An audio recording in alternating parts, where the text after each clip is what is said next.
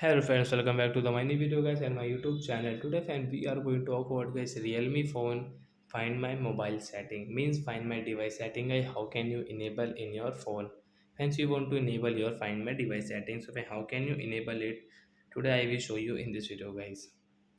So before starting video friends, first of all go and subscribe the channel guys. Click the bell icon and like the video. So friends now let's see guys how can we enable find my device setting and how can you enable your find my device in your realme phone. First of all open your phone setting and guys scroll. So once you can see this type of settings, so how can we enable find my device? So once you can see your password and security setting guys, tap here.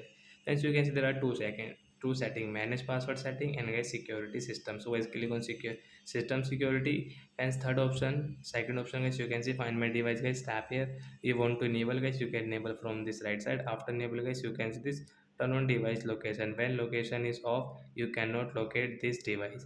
So when we will also on it means we will also enable location guys, come back. Friends now you can use way to use find my device setting guys. You can see guys find my device helps you locate this device remotely. If you lose the device, it also helps you keep your data safe guys.